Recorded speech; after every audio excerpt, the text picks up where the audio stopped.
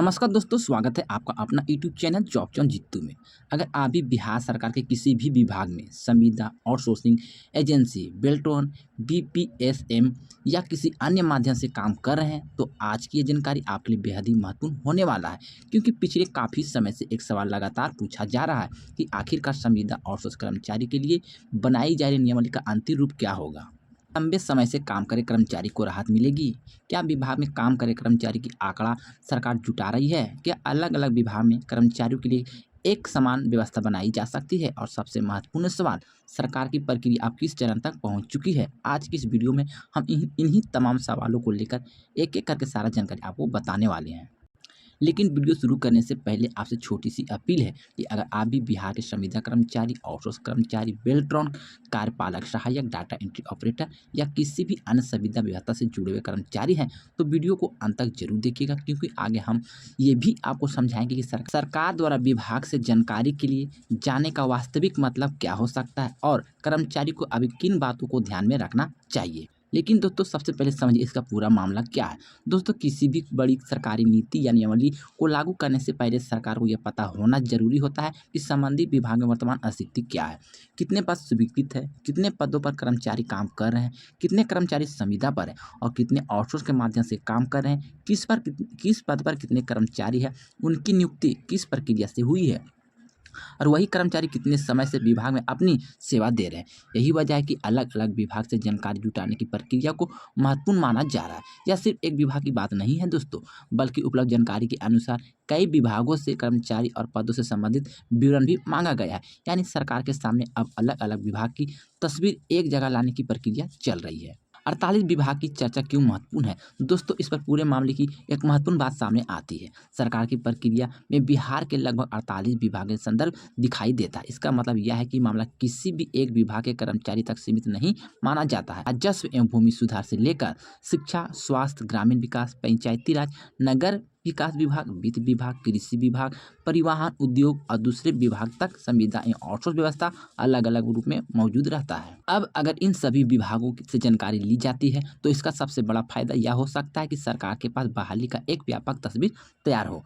यानी सरकार यह भी देख सकती है कि कहाँ कितने कर्मचारी हैं, किस पद पर कितने कर्मचारी कार्यरत है, किस तरह की नियुक्ति हुई है, कितने समय से सेवा ली, किन मामलों में आगे किसी नीति की जरूरत हो सकती है। अब आता है सबसे बड़ा सवाल, डेटा क्यों मांगा जा रहा है? दोस्तों, यह एक बात बिल्कुल स्पष्ट समझना जरूरी है। डेटा मांगा जाना अपने आप में नियमितीकरण या समायोजन का अंतिम आदेश नहीं है।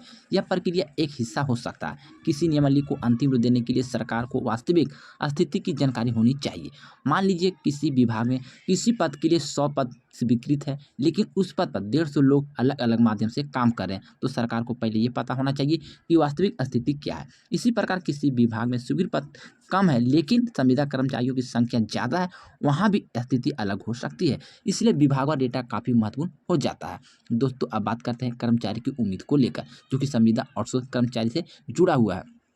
क्योंकि लंबे समय से संविदा आउटसोर्स कर्मचारी यह मांग करते आ रहे हैं कि अगर कोई व्यक्ति लगातार कई वर्षों से सरकारी विभाग में काम कर रहा है, सरकारी व्यवस्था के लिए अपनी सेवा दे रहे हैं और समान प्रकार का काम कर रहा है, तो उसके भविष्य को लेकर कोई अस्थायी व्यवस्था होनी चाहिए। कर्मचारी की चिंता सिर्फ वेतन तक सीमित नहीं रहती है।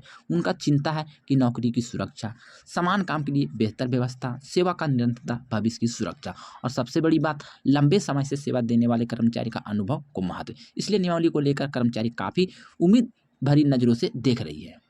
दोस्तों, सोशल मीडिया पर अक्सर किसी भी सरकारी प्रक्रिया को देखकर यह दावा कर दिया जाता है कि अब संविदा कर्मचारी को नियमित कर दिए जाएंगे या अभी सभी आउटसोर्स कर्मचारी को सरकारी कर्मचारी बना दिया जाएगा। ऐसी बातों को बिना आधिकारिक आदेश में सच मान लेना सही नहीं होगा, क्योंकि किसी भी नियमावली का वास्तविक लाभ किन कर्मचारियों को मिलेगा, इसकी शर्तें अंतिम दस्तावेज में स्पष्ट होती है। इसलिए अभी सभी जरूरी चीज़ पर ध्यान देनी चाहिए। दोस्तों, आपको बता दें, अंतिम नियमावली और आधिकारिक निर्णय जब तक आदेश सामने नहीं आता है, तब तक अलग अलग सोशल मीडिया पर दावे सावधान रहना चाहिए। दोस्तों अब आते हैं एक बहुत ही महत्वपूर्ण मुद्दे पर। किसी कर्मचारी की नियुक्ति किस प्रक्रिया से हुई थी, यह विषय आगे भी काफ़ी महत्वपूर्ण हो सकता है। उदाहरण के लिए यहाँ पे समझिएगा, अगर किसी कर्मचारी की नियुक्ति निर्धारित प्रक्रिया परीक्षा चयन विभागीय नियमों के अनुसार हुई है तो उसकी स्थिति अलग हो सकती है। वही अगर किसी व्यक्ति को किसी निजी एजेंसी के माध्यम से बिना निर्धारित चयन प्रक्रिया में लगाया गया है तो उसकी स्थिति अलग हो सकती है। इसलिए सभी संविदा और सोच कर्मचारी को एक श्रेणी में रखकर देखना सही नहीं होगा। अंतिम नियमावली में पात्रता शर्तें सभी सबसे महत्वपूर्ण होगी, इसलिए आपको थोड़ा सा वेट करना है। जब तक पूरी ऑफिशियल लेटर जारी नहीं किया जाता है आपको केवल संयम बनाकर ही रखना है। दोस्तों और साथियों, दोस्तों अब बात करते हैं बेल्टन और कार्यपालक सहायक को लेकर। बिहार में बड़ी संख्या में कर्मचारी जो कि डाटा एंट्री, कार्यालय कार्य को और प्रशासनिक जिम्मेदारी से जुड़े हुए रहते हैं। कई जगह पर कर्मचारी का कहना है कि उनका काम नियमित कार्यालय कर्मचारियों के समान प्राकृतिक है। यहीं से एक महत्वपूर्ण मुद्दा सामने आता है, समान प्रकृति के काम के लिए सेवा शर्तें और प्राथमिक में अंतर कितना उचित है। इस तरह का अलग अलग माध्यम से नियुक्ति कर्मचारियों के काम और प्राथमिक की तुलना का मुद्दा भी समय समय पर उठता रहता है, लेकिन यहाँ पर भी बातें लागू होती है कि अंतिम निर्णय सरकार की नियमावली और संबंधित आदेश के आधार पर ही माना जाएगा। दोस्तों अब आते हैं उस बैठक की बातें को लेकर जिसका इंतजार सभी कर्मचारी लगातार करते आ रहे हैं। अगर किसी नियमावली को अंतिम रूप देने के लिए विभागीय स्तर पर चर्चा होनी है तो संबंधित अधिकारियों की मौजूदगी और विभाग और जानकारी काफ़ी महत्वपूर्ण होता है, क्योंकि बैठक में कई सवाल सामने आ सकते हैं। कौन कौन से कर्मचारी इस व्यवस्था के अंतर्गत आएंगे, पात्रता की सीमा क्या होगी, सेवा अवधि कितनी होनी चाहिए, नियुक्ति प्रक्रिया क्या होनी चाहिए, किस विभाग में कौन से पद शामिल होंगे, आउटसोर्स कर्मचारी की स्थिति क्या होगी, एजेंसी के माध्यम काम करने वाले के लिए क्या व्यवस्था लागू होगी और सबसे महत्वपूर्ण इस पूरी व्यवस्था को लागू करने की प्रक्रिया क्या होगी। इन सवालों का जवाब अंतिम नियमावली मिलना सबसे महत्वपूर्ण होता है, इसलिए आपको थोड़ा सा वेट करना है। दोस्तों अब बात कर लेते हैं कर्मचारी को क्या करना चाहिए। दोस्तों जब तक अंतिम निर्णय सामने नहीं आता है तब तक कर्मचारी को कुछ महत्वपूर्ण दस्तावेज अपने पास सुरक्षित रखना बेहद जरूरी है। सबसे पहले अपना नियुक्ति पत्र अपने पास सुरक्षित रखें। दूसरा है सेवा से संबंधित दस्तावेज। तीसरा है विभाग में काम करने का प्रमाण। और चौथा है वेतन या मानदेय से संबंधित रिकॉर्ड। पांचवा हो गया अगर चयन परीक्षा या इंटरव्यू के माध्यम से नियुक्ति हुई है तो उससे संबंधित प्रमाण पत्र। छठा हो गया दोस्तों सेवा अवधि से संबंधित दस्तावेज।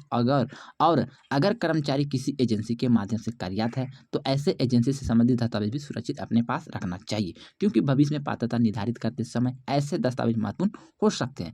दोस्तों अगर आपका विभाग भी डेटा उपलब्ध करा रहा है या कर्मचारी से कोई जानकारी मांगी जा रही है तो उसे हल्के में ना ले। जो भी जानकारी मांगी जाए उसे सही दस्तावेज के साथ अनुसार उपलब्ध कराना बेहतर होगा। गलत जानकारी देने से भविष्य में परेशानी हो सकती है, इसलिए सोशल मीडिया पर चल रही जानकारी के आधार पर खुद से कोई भी दावा या गलत दस्तावेज तैयार ना करें। दोस्तों इस समय सबसे ज़्यादा सवाल जो पूछा जा रहा है कि आखिर अंतिम फैसला कब आएगा, इसका सटीक दिन अभी निश्चित रूप से बताना उचित नहीं होगा, क्योंकि विभागीय प्रक्रिया, डेटा संकलन, बैठक, समीक्षा और अंतिम स्वीकृति के बाद ही कोई नियम प्रभावी रूप से सामने आएगा। इसलिए अगर कोई भी यह दावा करता है कि फलना कर्मचारी को निश्चित रूप से नियमितीकरण का आदेश जारी हो जाएगा तो आधिकारिक आदेश देखे बिना उस पर भरोसा नहीं करना चाहिए। हमारा उद्देश्य है कि आपको उम्मीद देना है लेकिन गलत जानकारी नहीं देना है। बात करते हैं कुछ दिनों से संविदा आउटसोर्स कर्मचारी को मुख्य रूप से 5 चीज़ों की नजर रखनी बेहद जरूरी है। पहला चीज़ है समान प्रशासन विभाग से आने वाली नई सूचना। दूसरी है विभाग द्वारा भेजे गए कर्मचारी के पर संबंधित आंकड़े। तीसरा हो गया नियमावली पर होने वाली उच्च स्तरीय बैठक। चौथा हो गया नियमावली का अंतिम प्राकृतिक स्वीकृति। पांचवा हो गया दोस्तों स्वीकृति के बाद जारी होने वाला आधिकारिक आदेश। यही 5 चरण आगे की तस्वीर में काफ़ी हद तक स्पष्ट हो सकता है। दोस्तों क्या सभी कर्मचारी को एक जैसा लाभ मिलेंगे, यह भी बहुत महत्वपूर्ण सवाल है। इसका जवाब भी हाँ या ना देना उचित होगा, क्योंकि संविदा कर्मचारी, आउटसोर्स कर्मचारी, एजेंट, बेल्टन कर्मचारी, अलग अलग योजना या तो परियोजनाओं के कर्मचारी, इन सभी की नियुक्ति व्यवस्था अलग हो सकती है। इसलिए अंतिम नियमावली के में अलग अलग श्रेणी में बनाई जाती है तो उसी के आधार पर पात्रता तय होती है। दोस्तों आज की पूरी जानकारी का सार यह है कि बिहार में संविदा आउटसोर्स कर्मचारी से जुड़े व्यवस्था को लेकर विभागीय स्तर पर प्रक्रिया पूर्ण रूप से महत्वपूर्ण चरण में दिखाई दे रहे हैं। कई विभाग से जानकारी जुटाने के बाद सामने आई है। लगभग 48 विभाग के स्तर व्यवस्था की चर्चा हो चुकी है। समान प्रशासन विभाग से संबंधित गतिविधियां आगे बढ़ने वाला है। क्योंकि अब कर्मचारी की नज़र नियमावली की अंतिम स्वीकृति पर है, उसके बाद जारी होने वाले आधिकारिक आदेश पर टिका हुआ है। लेकिन ध्यान रखिए दोस्तों, डेटा मांगा जाना अंतिम नियुक्तिकरण का आदेश नहीं है। बैठक होना भी अंतिम नियुक्ति का आदेश नहीं है। असली तस्वीर तब स्पष्ट होगी जब सरकार की ओर से अंतिम नियमावली और उसका आधिकारिक आदेश सामने आएगा। इसलिए अभी भी उम्मीद रखिए, लेकिन आधिकारिक आदेश का इंतजार कीजिए। दोस्तों, अब बताइए आप किस विभाग में संविदा या आउटसोर्सिंग के माध्यम से काम कर रहे हैं? आपकी नियुक्ति किस माध्यम से हुई है और आप इस नई नियमावली में सबसे बड़ी उम्मीद क्या रखते हैं? कमेंट बॉक्स में अपना विभाग का नाम जरूर लिखिए। अगर आप चाहते हैं कि जैसे ही मामले से कोई नया आधिकारिक अपडेट आए और आपको जानकारी मिले, तो हमारे चैनल जॉब जॉन जीतू को सब्सक्राइब करके बेल आइकन को दबा कर रखें। तो दोस्तों, मैंने आपको सारा जानकारी, सारा इन्फॉर्मेशन आपको इस वीडियो में बता दिए। फिर भी कोई जानकारी छूट गए, बोले में मिस्टेक हो गए, क्या बोलते कोई गलती हो गई या तो हमसे कोई मिस्टेक हो गए, तो आप अपना छोटा भाई समझ के क्षमा कीजिएगा। मिलते हैं दोस्तों इसी तरह से नई खबर, नई जानकारी, नए सूचना के साथ। जब तक के लिए goodbye, thanks for watching. जय हिंद, जय भारत।